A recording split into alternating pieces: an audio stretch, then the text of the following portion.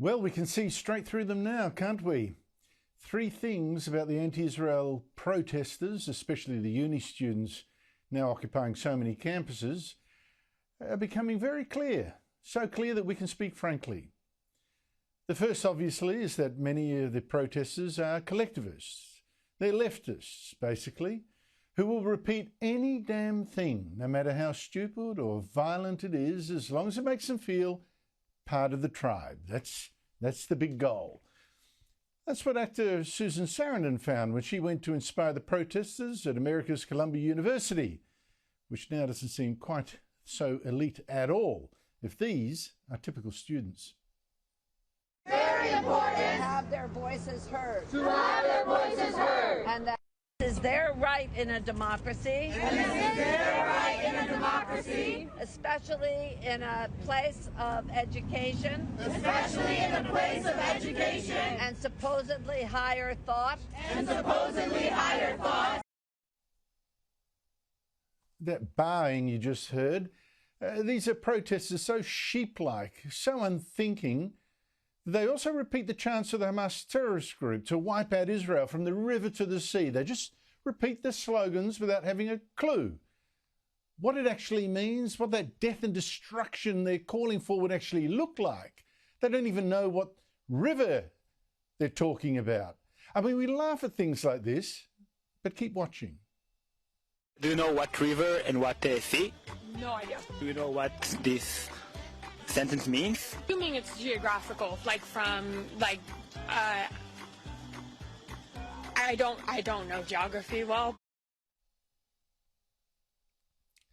Now, this mindlessness, this love also of being in a tribe united by hatred and stupidity, that actually leads some of these protesters to cosplay, to actually dress up like the Hamas terrorists who started this war with Israel by slaughtering 1,200 Jews, most of them civilians, murdering even children, beheading people, raping women, kidnapping. But all that is nothing to these people who get a thrill from feeling like they're now in a gang. They're part of a big collective. Again, this is Columbia University.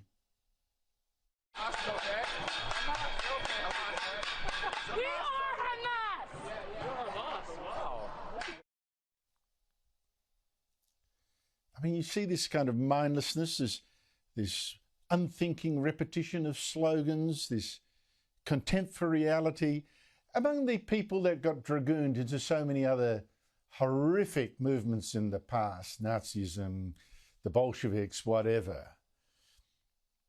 In fact, we are now starting, in a way, to see a frightening repeat of history that I bet none of us expected to see in our lifetimes.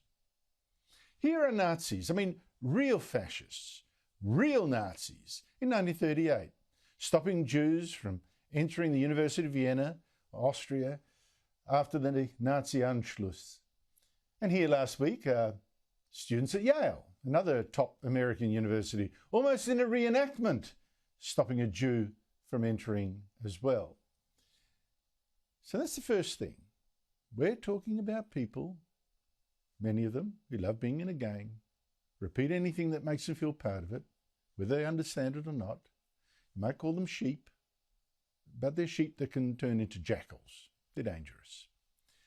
And point two, the second thing that's become so blindingly obvious, it'd be a sin to ignore it. This is becoming, in effect, if not always intended, in effect, anti-Jewish. Now, I don't care how many fake labels are slapped on what we're seeing, like, oh, this is actually, no, it's not anti-Jewish, it's anti-Zionist or anti-Israel. The effect is now anti-Jewish. And even if it's not meant that way, as this British policeman demonstrated last week, threatening to arrest the man for walking the street while Jewish, threatening to arrest him for being hated so much by anti-Israel protesters that whatever his view on Israel actually was, whether it's Zionist or not, he was now a threat to public order by being openly Jewish. You are quite openly Jewish. This is a pro-Palestinian march. I'm not accusing you of anything, but I'm worried about the reaction to you. You've been escorted out of this area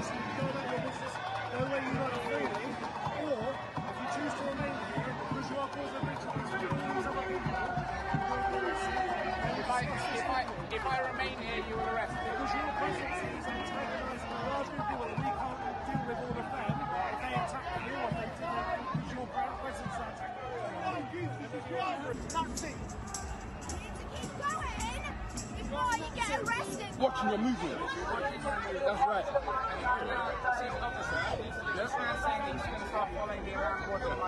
That's right. We're all going to watch a movie and record you. Wait. No. The police ain't going to help you in this scenario. Now, that's now blown up to be a major scandal in Britain. People are now seeing exactly what's happening for what it is. And here's the third thing, though. What we're seeing in many of the protesters, not all, I know, but it's not just anti-Jewish. It's not just anti-Jewish. It's anti-the West. Again, it's exactly like we saw in World War II. It's as the great German Jewish journalist Joseph Roth warned when he fled Germany in 1933. First they come for the Jews, but the Nazis, in this case, their war is on European culture. It's on Western culture. First it's us, he said, and then it's you. Words to that effect. And we're seeing that right now. In Australia, pro-Palestinian protesters, anti-Israel ones, marching in protests against Australia Day. Marching against Australia. One prominent anti-Israel activist, Sarah Sala, who's even worked on Australia's Human Rights Commission, was quite clear about this hatred of Australia itself when she was called out for it at a recent anti-Israel protest. Mate, you are not wrong. We actually do hate Australia. We're literally saying it to you. We hate the settler colonial project of Australia and the way that it treats First Nations people, the way that it is built on stolen land. And it's the same story in the United States. Let me just ask yourself, have you wondered why the anti-Israel protesters are so keen to block major roads now? Roads to airports, stopping people from catching their planes, blocking the Golden Gate Bridge, causing immense inconvenience to so many people. We've seen the same in Britain and Australia. In America's case, as if they hate Americans as well. I mean, they're clearly not trying to persuade Americans. Who gets persuaded by having people in your face like that? They're actually punishing them. And you don't have to guess if this is driven by a hatred of America. You just look at the protesters burning the American flag. They're actually telling you this. This is actually a war on the West. Israel first, America next, the rest of us too in the West. Because Israel's real sin is this. The Jews are too white. They are too successful. They are too rich. Oh, and they're too capitalistic too. In today's new identity politics, which is the creed of losers and collectivists, the Jews tick all the boxes of the oppressors who can be blamed for every failure of their enemies. They're scapegoats. First the Jews, then the West. I'll show you a contrast that demonstrates exactly what we're seeing. It's actually a civil war in the West. Note first the pro-Israel rally, once more for Columbia University. It's peaceful. There's no one dressing up as cosplay killers. They're actually singing God Bless America.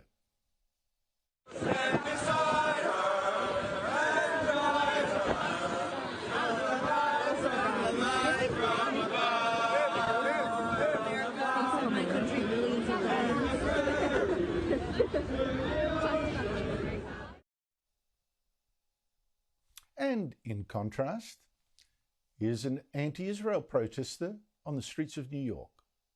Think about USA. When I think about the USA, it should burn.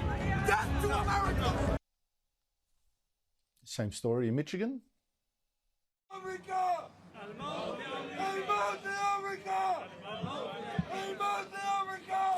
Genocide Joe that has to go. It's the entire system that has to go. So, you've been told. It's no excuse now not knowing. 3 flashing lights. It's not just Jews who are in danger from what we're seeing at all. It's all of us.